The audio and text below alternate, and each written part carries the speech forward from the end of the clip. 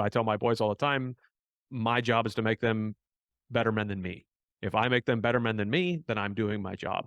And it was like my oldest son, he started crying when I don't want to be a better man than you. And I was like, buddy, this is a good thing. This is a really good thing. You should, like, every dad should want that for their kids, right? Um, but I can't make them better men again if I'm not there to impact them.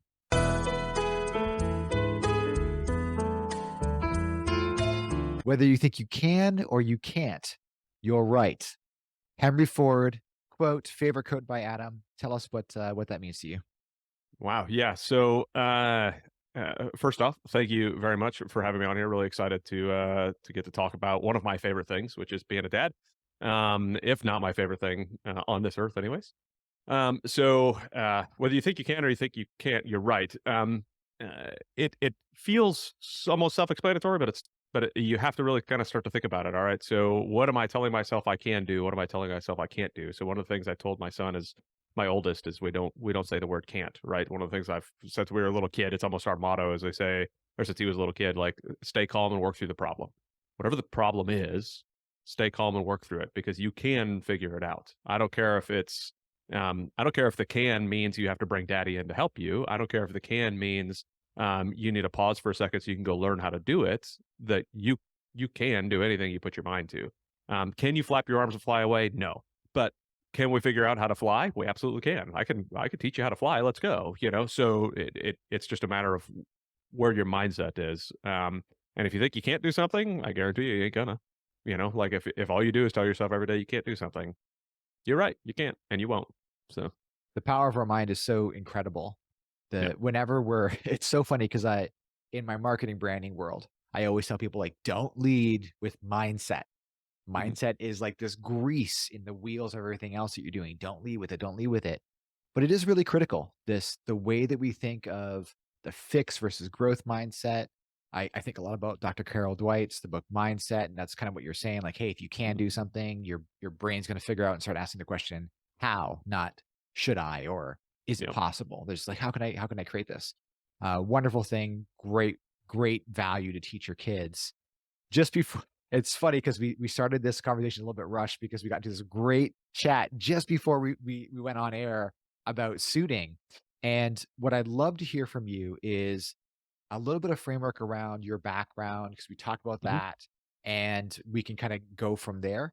But what does the outfit, the suit, what does that mean to you? How does that show up for you in your life? Uh, so, we for those obviously it was pre-recording, right? I looked at you and you're in a suit and I'm in a t-shirt and I was like, "What the heck?" I was slacking over here, right? So, but I used to wear a suit and tie every single day for I guess it was almost 13 years. Just every day wearing a suit and tie, badge and a gun, doing a thing. And there's something about putting a suit on, besides the badge and gun, right? People hear about it with cops, like you put a badge and a gun on, and it makes you feel different, and it's true. But putting the suit on is another one of those things as well. Like I always stood up taller. I've had my shoulders back more. I was, facing the world a little bit differently. And I do that even if I put a suit on to go speak at a mastermind somewhere or go speak at a conference. Like if I put a suit on, it just makes you feel a little bit more confident, right? Um, and we mentioned Jordan Peterson before the thing, and Jordan Peterson. It's funny. I was sitting in a mastermind one time, just at dinner, and we were hanging out, and I said, if there was ever a man I was going to marry, it'd be Jordan Peterson. The man is amazing. Like I've got like this infatuation with the guy, right? And they of course harassed me like this big prior military guy with a beard talking about Jordan Peterson. Like it was just he is somebody that inspires me in a lot of different ways, and I think about that with how I raise the boys, how I talk about our mindset, our thought processes, what we can do in life. Is a lot of my thoughts come from him, and the same thing. You read his 12 rules for life, and standing up straight, with your shoulders back, and dressing to impress, and like that whole thing. It's been difficult for me since being done with wearing that suit and tie every day to try to put that suit back on again. But at the same point, like I know what it brings and that feeling that it gives you when you put it on, and it can be the same thing.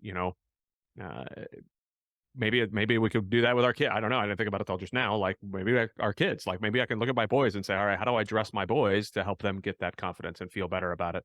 We're looking at putting them in jujitsu, so it's like babe, just putting the gi on might be one of those things that mentally is like, wow, I've got this confidence now. And but I mean, that changes your whole feeling, everything, just what you put on. The wardrobe that we wear and the way that we show up, that communication of, "I am now in this mode, these are the people I'm identifying with." The Mhm. suit is the common nomenclature for that. It's a common concept there. Whether you're on Wall Street, right? Wall Street has a different kind of suit than Silicon Mhm. Valley has a different kind of suit. You mentioned the gi for jujitsu. That's awesome. I'm in Taekwondo, right? And when I put on that outfit and I tie my belt on my waist, like my body knows, my mind knows, and everybody around me knows, like I'm gonna go kick something. You know, Yeah. like Yeah. that's the idea. And that communication I think is super critical. So this is something that's really important from your background. Right? Mhm. I'd love to get into the high level of your background, then I have a series of questions I think we can go deeper into it. Okay. So, let's talk a little bit about your high level background, about what that looked like, because it's a great story, and fathers, pay attention to this conversation. Adam's got a really unique perspective, and I really want you to pay attention to how he presents this. Well, I hope I live up to what you just set me up for. So, I don't know how far back you want me to go, but I was a military brat growing up, bouncing around the country.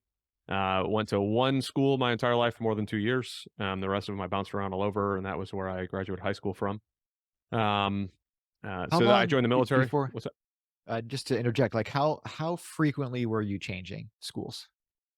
So before junior high, I think I had s- 6 schools before 6 junior high. schools. Mhm. So it was on average every year, but there was one school I specifically remember going to for 2 years. But other than that, I mean, there was a couple schools I moved in the middle of the school year.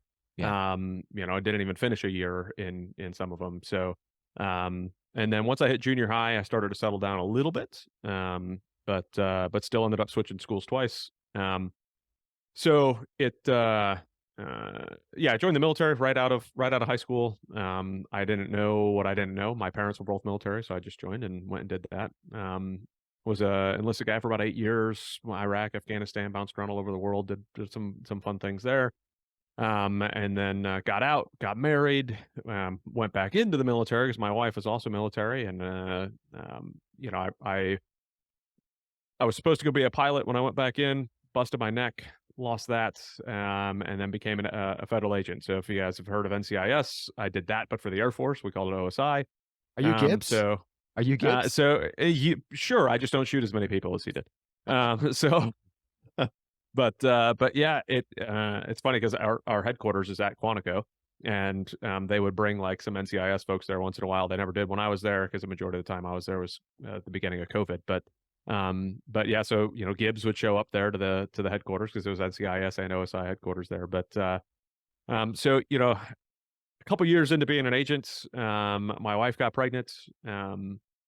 I was starting to look at real estate to try to learn a little bit more about that. So when I got married, my wife had this elusive thing that I had never heard of called a savings account, and I said, "Why in the world do you save money? Like the government gives you a paycheck every 2 weeks. It didn't make sense to me. Like this.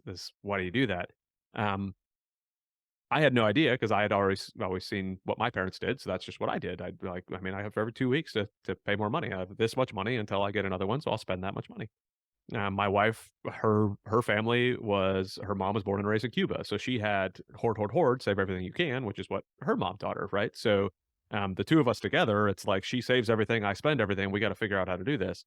But I chatted with her a little bit. She was like, "Hey, we should look at this investing stuff." So, trying to make this long story short, you said high level, and I'm going a little deep, but I started looking into investing, started saying, "Hey, I'm gonna buy apartment buildings, eventually." So really shortening that curve there. I said, "I'm gonna go buy apartment buildings." We had a kid, and it kind of slowed things down. I had another deployment. I went to Africa, slowed things down, and I said, "Okay, we're gonna figure this out." Eventually bought an apartment building, and I was traveling a lot, when I was living in Japan at the time when I bought my first apartment building, and I went out to take the trash one day. I was traveling a lot. My oldest son was the only son I had at the time.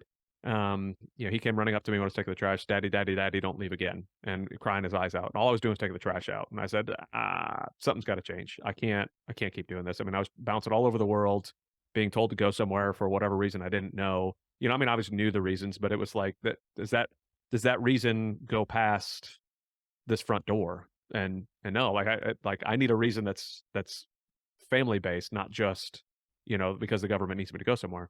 Um, so that was when I really started to say I need to figure something else out. And really started digging in more into real estate, buying more real estate. I then became an owner of a company called Active Duty Passive Income that teaches real estate. We teach military members and veterans how to invest in real estate. And I said, okay, this is my ticket out of here. I'm going to buy more real estate. This is going to help me get the thing. By this time, I've got a second kid, a couple hundred doors of apartments. Get back to the States and say it's time for me to get out. Start working my process to get out of the organization, get out of the military, and move on. And so it's been about a year now that I've been out, and working full time. I'm now the COO of that company, the ADPI, Active Duty Passive Income, and I've sold a lot of my portfolio, but still working on the real estate. Now I get to drop my kids off at school every day. I get to pick them up every day. On days they're not there, they'll pop in. Like, I wouldn't be surprised if for some reason my littlest guy comes running in, during this call, right? Because for me, it's one of the joys of this is why I got out, right? This is why I left Right. doing what I was doing, because I wanted to be a dad. I wanted to impact my kids the way that I felt that I should, and I can't do that from the other side of the world or from FaceTime. So I try to take advantage of all those moments that the little guys come in and say hello. And as frustrating as it could be sometimes, I have to remember this is why you got out. This is why you're doing what you're doing, bud. So yeah. When you were confronted outside the front door of your son saying, "Please don't leave again," Mhm. how did that process work for you? How did you work through, um, "I'm at this stage of my life, I wanna move to the next stage of my life," and then what were the steps you could take for the other feel good fathers that are in a similar situation? They wanna change, they don't really know how to do that. Yeah, it was tough because when I went back in, there was never a thought in my mind I was going to get out before I retired. Never. Like, I was going to finish my 20 years of active service, retire, and then move on to something else. So it was a massive mindset shift. But I wanted to be a dad since I was like 13 years old. Like, and Right. it was just one of those things. Like, I always wanted to be a dad. So when I became a dad, and my son said that type of thing, right? It was like, man, if this is really what you want, is to be a dad, then you need to be here to be a dad, And I talked to a lot of military guys who were talking about getting divorced and all these issues. I said, look, I understand divorce. I get it. I know why people do it. I'm not saying that you should never get divorced. I'm a Christian, so I have certain beliefs on divorce, um, but I certainly understand why some people do it. But it's one of those things where if you are never around your kid now, right? Especially for the fathers, right? Because it's very difficult for a dad to get full custody of a child. You're going to be impacting your child one way or another, whether you're there or not. And this was time for me to say, okay, am I actually taking that to heart? Or am I just saying it to other people, only looking at their position, not mine? And it was one of those, okay, well, if I'm looking at my position, I'm impacting my child whether I'm here or not. Mm. And while the government is pushing me out, not me trying to leave my wife or something like that, I'm still not here. So, my oldest son's first birthday, I had a FaceTime call with him from Africa. And it was like, happy birthday, like trying to wish him happy birthday, watching him do the smash kick. And I'm like on the other side of the world. Um, and it was for me, everything comes down to a why. Why is it that I'm want to do it? Like, I tell my boys all the time, my job is to make them better men than me. If I make them better men than me, then I'm doing my job. And it was like my oldest son, he started crying when I don't want to be a better man than you. And I was like, buddy, this is a good thing. This is a really good thing. Like, every dad should want that for their kids, right? Um, but I can't make them better men again if I'm not there to impact them. So I had to process that whole thing and go, okay, well, like, what can I do? How can I make this work? And I was so excited about the real estate stuff and where it was going and how successful I was becoming on that. And I was like, I think this could be a path for me to work from home, step away. It's still a lot of work. I'm still putting a lot of business together. I'm still on phone calls constantly, and so that's another struggle I have with the boys. It's like, okay, well, just because I'm here doesn't mean I can always do what you want to do. There's pluses and minuses to daddy being here and not in an office, uh, but I knew that I wanted to be involved in that. So like planning out the steps, I was a planner for a long time. I've always said, okay, this is how I want to do things. This is how, like, since getting married, I should say, I was a planner. So that's kind of what I did. I built a roadmap and said, okay, this is what I have to do. This is what's going to help me be successful. I got around like-minded people. I got inside masterminds of people that thought the same way I did, that wanted the same things I did, financial freedom, and being able to, especially being able to be with their dads. I was seeking for that type of stuff all the time. Like, who are these people I need to be around? Because Jim Rohn says you are the five people you hang around with most. So if I can make the five people around me, I tell people all the time, like if you're around drug dealers and alcoholics, you're probably going to be a drug dealer and alcoholic. But if you're around successful entrepreneurs and businessmen who are trying to be good fathers and good stewards of their money, then guess what you're going to do? It's going to rub off on you. You're going to become one of those, one of those people. So I built that plan around me. I started to figure it all out. I talked to my wife. She was down with it. She understood where I was coming from, and off we went. How'd that, enrolling conversation go with your wife? One of the and I think it's really curious to see your perspective on it because, uh, it's that joke, right? Like, we're dudes, they're ladies, we don't communicate the Hmm. same language. Hmm. How did you enroll her in this? Um, so she knew that I loved being a dad and wanted to be a dad for a long time too, right? So it was one of those. She's the one who got me to do real estate. So I basically said it's your fault. I'm leaving the military because of you. I'm in real estate now because no, it's not exactly how it went at all. But but no, it was. She knew that I was doing well with the real estate stuff. She liked what was going on. She loves ADPI, the company that we're growing and building. And she was like, "This is a lot of fun. This is awesome. I love watching you grow into this." Which I don't think she would have ever guessed when we first got married, especially when I talked to her about why the heck they have a savings account. I'm sure that was like a, ah, crap. Like, we should have had this conversation before we got married, which I do highly recommend everybody have that financial conversation before you get married. But, um, so it wasn't actually all that difficult. It scared her, but we just sat down and it was over and over again. I built out spreadsheets. I helped her understand. I walked through the bank accounts. I walked through what we're doing with properties, how we can make things work, and showed the plan of how, what it was that I wanted to do. And then she trusted and just said, "Hey, I trust that you've got, our best in mind, and I see what you're doing and I see where it's at. So, let's make it happen." And then, yeah. I love that. What what you're kinda describing is you were leading from the front. And so the activity wasn't like, "Oh, trust me because 'cause I'm going to the office and I'm doing all this work and everything I'm doing and Hmm. it's not overhead," but you could show the work. When our kids are in school and they're learning math, right? It's teaching Yeah. them to go from calculating in their head to like, well, your teacher wants you to show the work. They want Yeah. you to step through the line items and the calculations to make sure that your thought process is correct. And so I really like that idea for that conversation. Is there Hmm. something similar you're doing to teach this expertise that you're developing for your kids? Um, Sort of. I wouldn't say so. My kids right now are 8 and 4, and we've got the third one on the way. We're having a girl now, and I am Congrats. constantly. Thank you very much. I'm constantly talking to the boys about something, especially the 8-year old. I mean, the 4-year old. I mean, he's outside the door right now playing with a golf ball inside of like he's a 4-year-old boy having fun running around doing his thing. So it's a little bit less. I don't know. It's a little bit more difficult to process how I'm going to continue to raise him and show him those things. But with my oldest, again, going right back to stay calm and work through the problem. Right. All right. What is the issue that we're having? How can we get through it? What do we got going on? When we're talking about finances, last night he was talking about he got a drone for Christmas and it got stuck in a tree down the road. So I can't seem to get it out. It's stuck in Spanish moss, and he's like, "Hey, let's buy one." And he understands. He saves his money. He knows what it's for. I mean, I've talked to him about, hey, like I want to buy each of my boys a house, and then I want to show them how the finances work on the house, and this is how rent comes in. These are where expenses are, and then and I think it was, I don't know, he was 5 or 6. I think he was 6 years old when I first started telling him about this. And he was like, "I think I can invest $100 in that, Daddy." And I said, "You're darn right you can invest $100, right? So let's figure out how to do this. Let's find you a house. Let's do all these things." Um, uh, so showing that process of how these things work, and right down to now yesterday, the finances. He's like, "Well, this one is only $15. Let's buy this one." And I said, "Okay, well, you could buy a $15 drone, and then it's going to break in 5 minutes. So you got to understand the value of your money, where it's going, and what you're doing."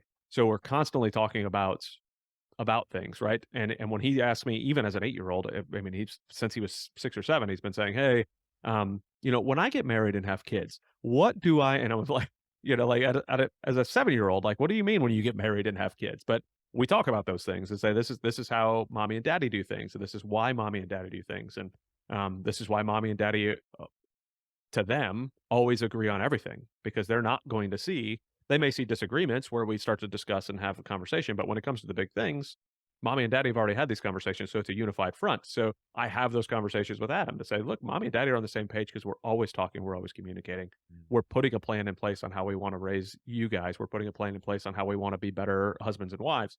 So I don't know if I've answered the question, but I mean, constantly communicating with the boys on where we're at and why we're doing what we're doing, and whether it's finances or family or whatever, we're always talking. I reflect back on a lot of the stories of, like Will Smith has a story, The Rock has a story, and all these kind of things, and there are these people, and they have their father in their life, and Mhm, sometimes it's here's the mechanical thing to do. So my dad was on in Winston Cup, and he has been working in cars for as long as I've known him, and so I picked up a lot of things on the way about like alternators and starters and engines and mhm, how to clean things up and I'm like this tech nerd. I don't like the manual labor. I don't like working with my hands. It's just these things, but like I have this knowledge base of what he's been showing mhm, me. And the breakdown of that and the breakdown of the value set and the breakdown of the evaluation is more critical, more important. And so while it could be that, the question could be the one way to think about that, but the other side that I loved hearing was thinking about the evaluation of the money, thinking critically about what's happening. You mhm. could save, you could buy something cheap and then have more money later. I'm looking at you, fashion industry. Or you can build something better, right? And I'm looking at you, fashion industry, because there's lots of online brands nowadays. We are just talking about suitings, right? Yeah, Yeah, you can go to J.C. Penney and pick up yourself $150 suit. And if you absolutely need a suit like right now, sure, go do it. Maybe get it tailored. It can look great.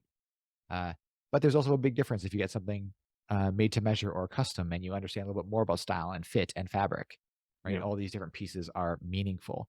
And that's a great lesson, great thing to turn around. The other part that I thought was really interesting here was the um, seeing how the United Front works, seeing how the planning of the house works, and then the execution of the plan, and then enrolling the sons in that future vision as well. Because it's much more than just here. I'm transferring you. You're not just teaching them about the farm. You're teaching them how to run Mhm, a farm, yeah. and that's super great. You brought up divorce earlier on. Mhm. Let's switch. You brought up divorce. Let's talk about the 18 years in the military. You saw a lot of these different things. What else have you? How has that helped form how you show up in the house? Boy, I think it's done a lot, right? So, um, one of my wife's, partners that she had, he had said, uh, "Don't run out of, family before you run out of career." And this was right around the time I was already trying to figure out what I was going to do to how I was going to get out, right? Don't run out of family before you run out of career. Um, because we saw it happen all the time, right? So, like I got to see how dads interacted with their kids. I mean, some dads, I mean, I knew these guys more than I ever thought I could know somebody, and then I find out, oh, you've got a 10-year-old kid. How did I not know you have a 10-year-old kid? How's this even like? When did I like? So it was. I was like, I don't want that to ever be a part of my life. And then you're traveling around and you're seeing, oh well, everybody's heard it, right? If it's a different area code, it doesn't count, or a different, and it's no, like it certainly does. Like if you're cheating on your spouse, you're cheating on your spouse, and there's issues here, right? So I saw that constantly. um, and it was like didn't want that to be a part of my life either. So I got to kind of pick and choose where I thought like, okay, that makes sense to me, that doesn't make sense to me, and there was a lot of growth in the middle, obviously, and trying to figure it all out. But I saw a lot of hurt and pain in dads, and I said I don't want that hurt and pain, which is one of the reasons why when I saw the hurt and pain in my son, I said, no, I got to figure something else out because this is just going to grow, and I've got another, I think at that time like 7 years before I could retire, 8 years, and I was like, there's no way I could do this for another 8 years. I got to figure out how to get out of this. Um, Especially with a second kid and now a third kid. Like it's just that just didn't make sense to me. Uh, so and then you go into even if you look at combat experience, right? I mean, being in Iraq and Afghanistan, I was as an Air Force guy, I did a lot of things that most Air Force guys don't get to do. Um, and when you're doing certain things, you're doing a helicopter insert into somebody's front yard, to watch somebody blow their doors off, and then you go in, you're like, okay, well, um, there's really not many problems in my life that are going to meet that level, right? So Right. it's one of the like I can stay calm more through the problem because I'm not getting shot at. Nobody's dying today. It's okay. If my son smashes something in the house and starts crying his eyes out and like it's okay. We're like my wife's grandma, she always says that because she was in Cuba until she was like 40 years old and then brought my mother-in-law when she was 17, they finally left Cuba. And she's like, "Look, you're in America. You go buy another one, right? It doesn't matter. Like you can go get whatever you want again." So it's like I look at those two things and I'm like, okay, well, nobody's getting shot at, and I can go buy another one. Like, there's really nothing in this. I don't care if like I would be sad if my house burned down, but I don't care. Like, as long as all my family's out of there, I don't care. We'll get everything else. We can get it all replaced. We've got insurance for a reason.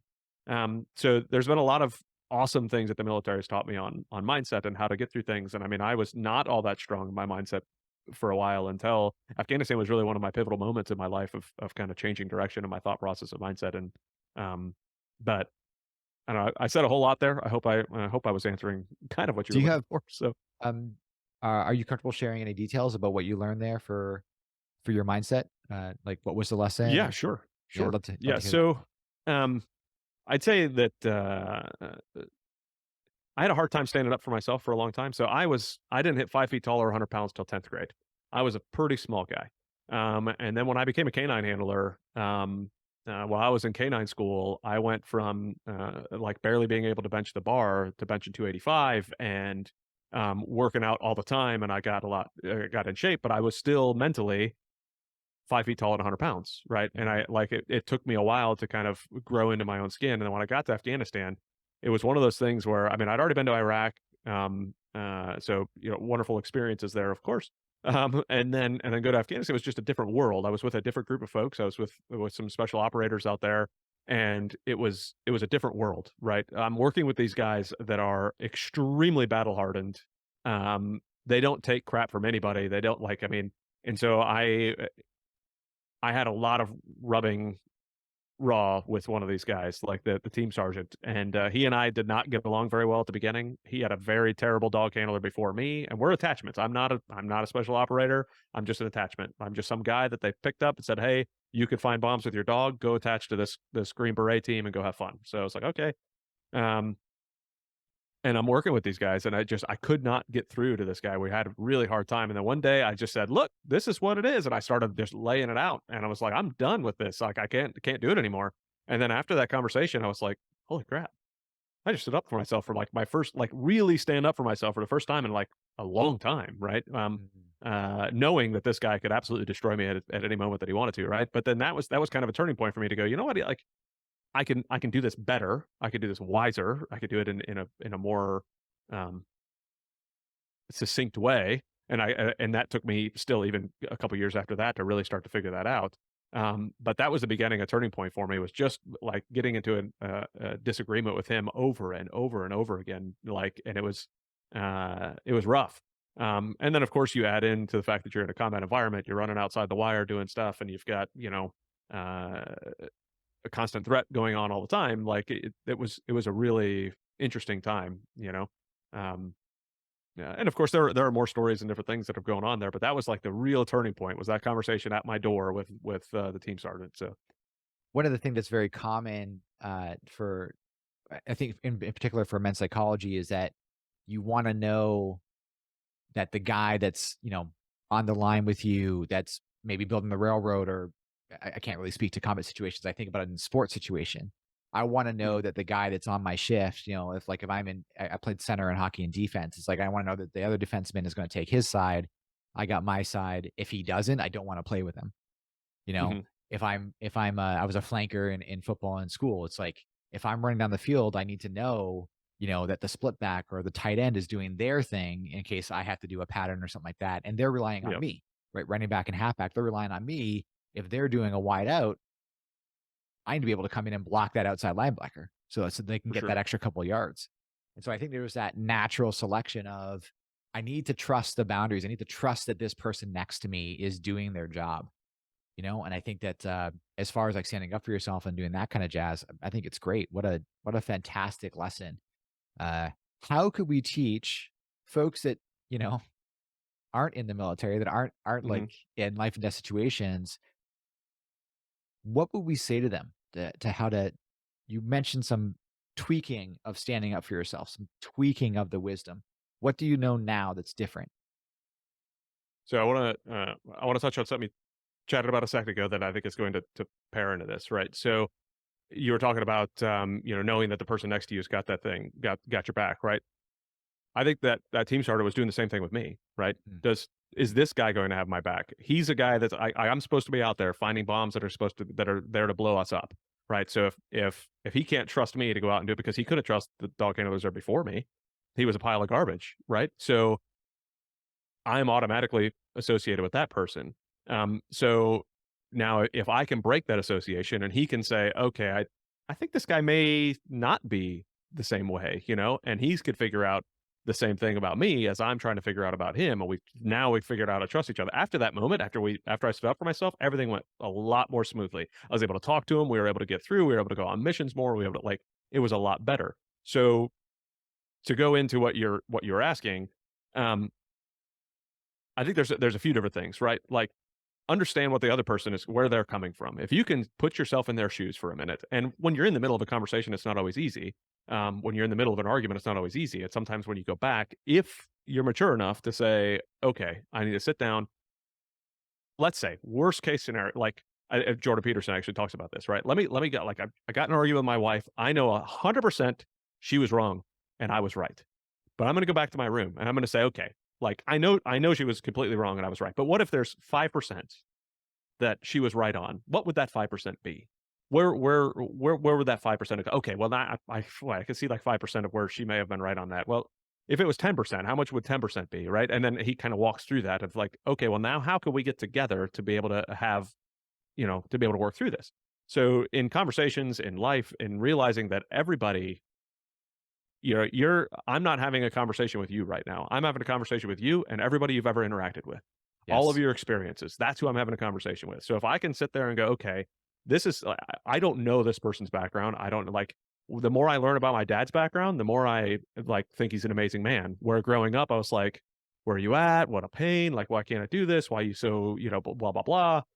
The more you learn about somebody and the more you understand somebody, the more you can relate to them and be able to grow and build that. Now, that doesn't mean necessarily that you're going to be able to just fully stand up for yourself and be ready to go all the time, but you may not need to because you may realize, okay, there's a better way to handle this. I can actually sit down and have a conversation. I can realize where they're coming from. And now I can affect the change in our relationship better just by knowing where they're coming from and being able to talk to them in that way. It's the same way that when people do like disc profiles or something like that, right? You can run a disc profile. On yourself to understand who you are and then run one as a manager to figure out how you manage. And then when you hire somebody, if they're doing a disc profile, how can I talk to that person better knowing that they're, if they're a high D, high I, maybe I have to give them strong tasks and like be ready to go, like let's make it happen. And they're going to go. But if they're like a high S, high C, then you're going to get, okay, well, I got to be a little bit more gentle, kind of understand the details, show all this stuff, guide them a little bit, like just knowing how to be able to do that.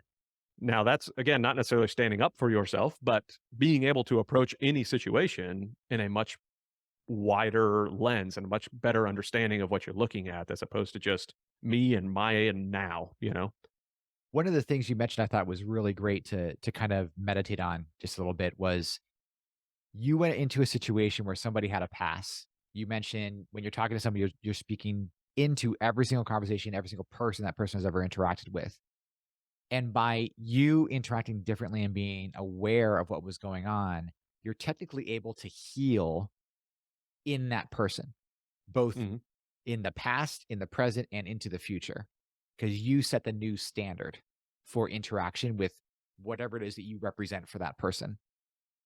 Are there situations in your life or things that you've learned from your family that you've decided that you like or don't like that you have either incorporated or not incorporated into your current family? Yes. Yeah. I mean, and if people aren't, then they're not taking advantage of an incredible opportunity, right? Um, and it's one of those to go back to my dad. Like I had for him, he was treated unbelievably terribly when he was a child, beaten a lot. Most of his brothers ended up in jail at one point or another.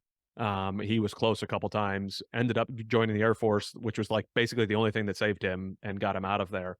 Um, I knew some of that stuff, right? But I didn't really know a lot of it. So I didn't get to pick up on the dad that was always wanting to be there and help out and like sure he'd let me help out on some things once in a while, but it was like, man, I don't understand this. And then uh so I told myself, I'm never going to be that dad. I'm going to be involved with my son. I'm going to be doing all these things, which is part of the reason I am the way I am. But then the older I got, like even after having a kid and learning more about my dad, I'm like, holy crap. Like from where he came from, he was a phenomenal father. So what can I learn from? Like he did everything he could to say, "Hey, I'm going to be working two jobs.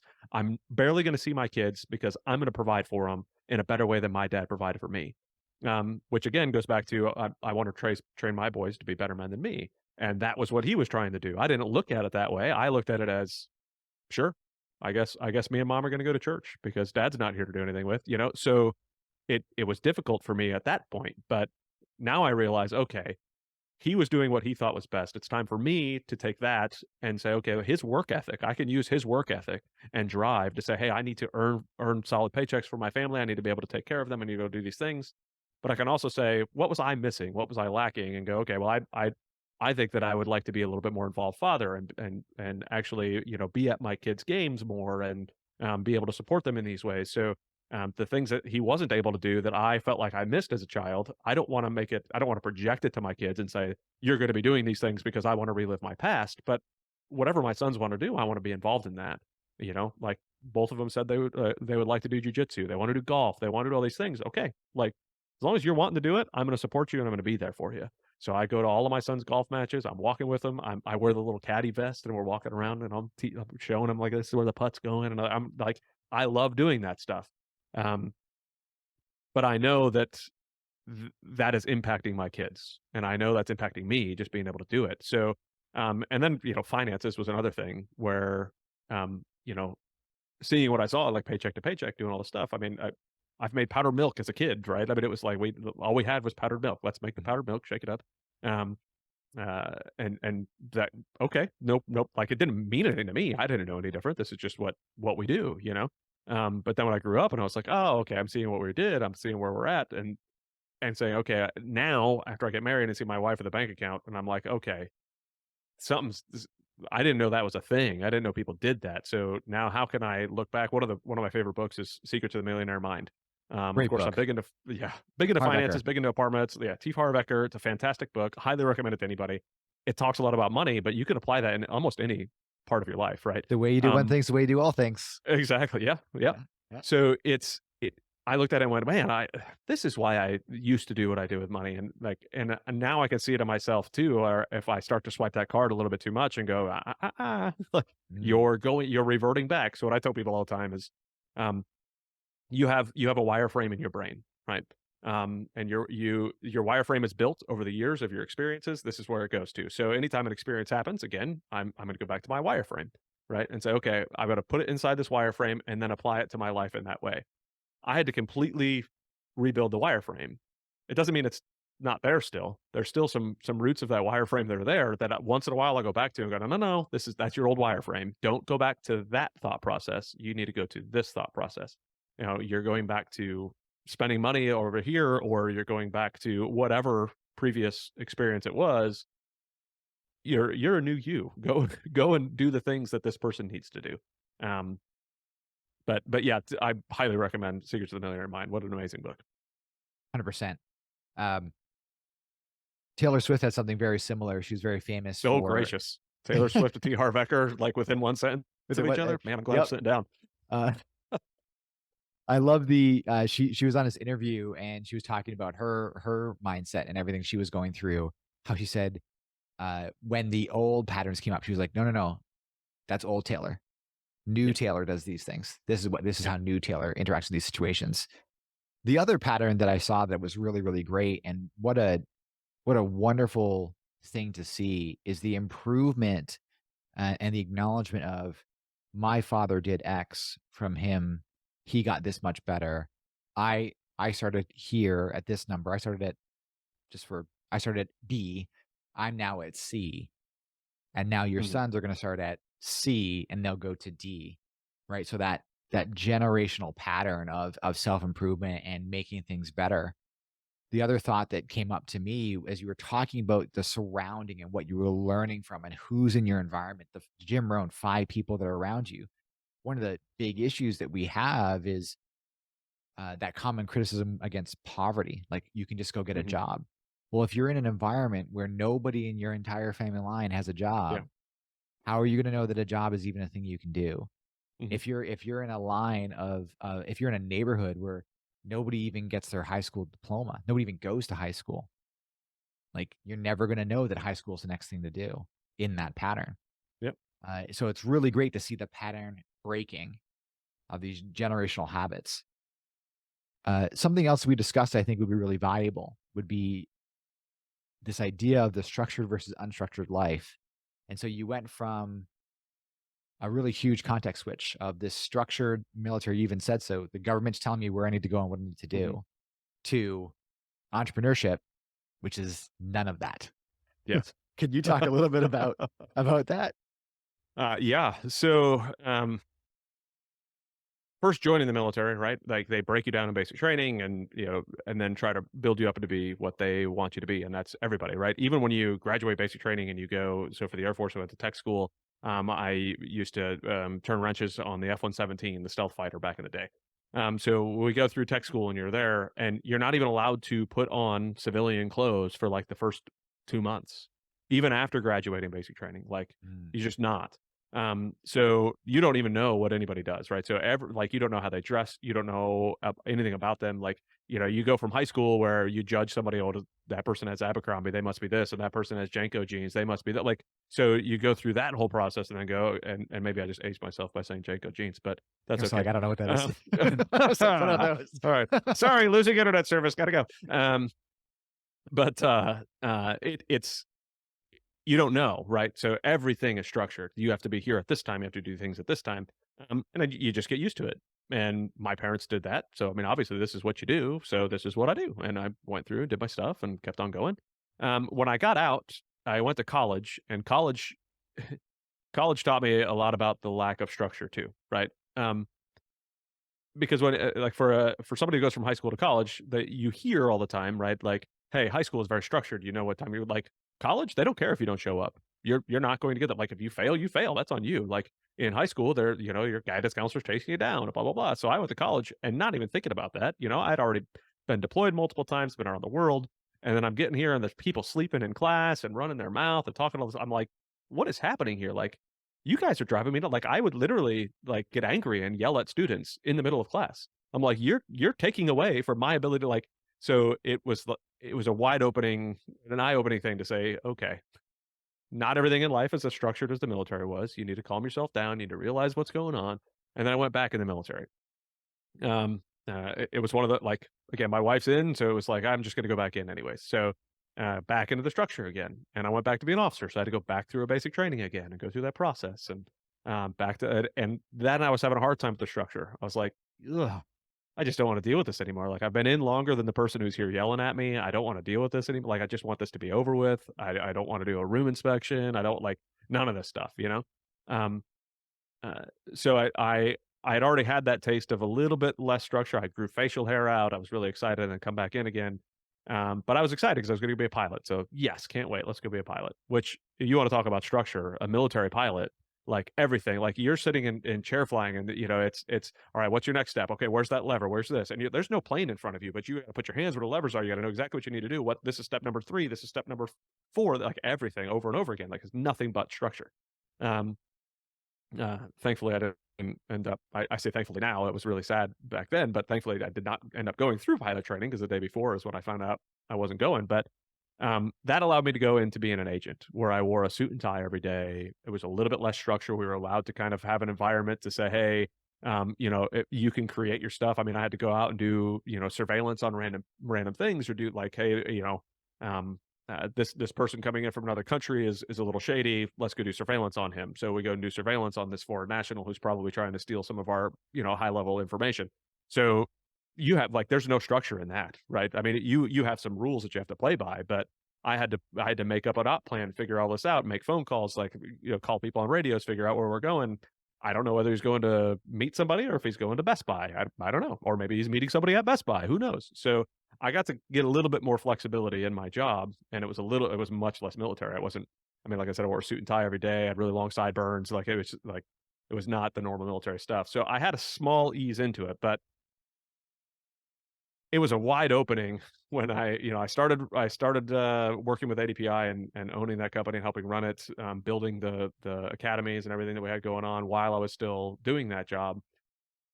But then to come to full-fledged, like, this is all I'm doing. I'm sitting at home going, "Well, I mean, there was still some structure in my job. I still had to be there at a certain time. I still had to make sure that I got my tasks done, and here, nobody's checking to see if my tasks are done. Nobody's doing it like it's all up to me. I've gotta build my schedule out. I've gotta make sure that I'm on top of these things. I've gotta chase these things down. I've gotta think about what my next thing is, not just, "Okay, well, I've got an investigation, and this is where the next logical step. That person said this person's name, so I gotta go interview that person."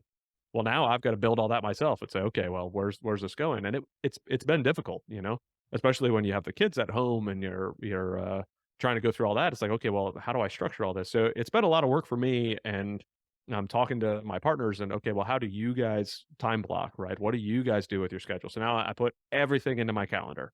Everything is on my calendar. If it's not on my calendar, I will not make it. I 100% will not remember to do it if it's not in my calendar.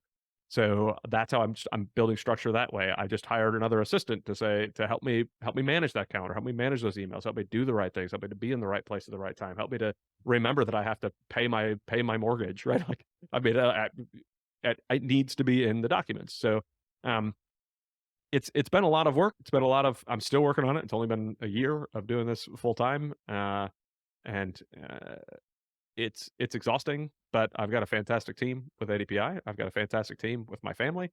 So it's been, everybody kind of helps each other out. My wife understands that when I have something going on, I have something going on. I understand when she has something going on. She has something going on.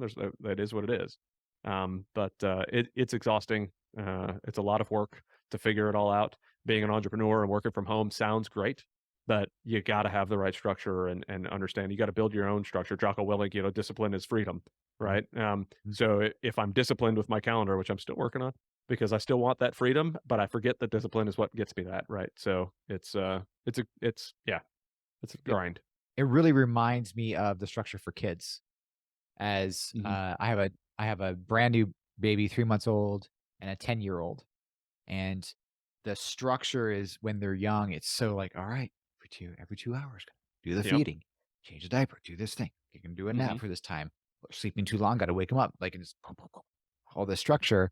Then as they get older, it's like this easing of the structure a little bit, and then they get into, kindergarten, and there's, like, basically it's mhm, like, "Play, have fun, no structure." Then they have to learn more structure, and I think it's really interesting how in our lives, we're kind of balancing and going back and forth at different stages in our life between full structure to no structure, back to full mhm. structure to no structure.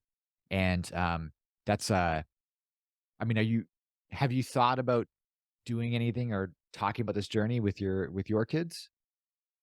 Uh, yes and yeah. Not I guess not, specifically going, "Okay, well, how do I talk about this journey with my kids?" But, because I'm always talking to them about stuff, maybe I'm getting on a phone call and I'm like, "Hey, daddy works from home. This is how we do things." But then I run out and I'm like, "Hey, because daddy works from home, we get to go ride the scooters around the block right now because Mm, I'm here. Let's go do it." Right. So this is the flexibility I have. But what that comes with is daddy also needs to get on phone calls and you can't just come banging in the door whenever you want to. Um, so for most of my teaching, it's a lot of scenario and story based with the boys. mm, So if we're sitting down, I can tell a story to them about something I've done before. Like they used to want Adam used to want stories from Afghanistan to go to sleep. I'm like, let's find a different time to have stories to go to sleep. Right? These are supposed to bring you wonderful dreams, not nightmares. So, but we all have learned from stories, and I find that that works well with my boys to tell them stories about things and, making up stories, and, I try to, and I'm not always successful in it, but I try to have some random lesson inside the story. I literally make them up as I'm going. I don't know where the story's gonna go. I always thought I was a terrible storyteller, and then finally my wife is like, "Just try."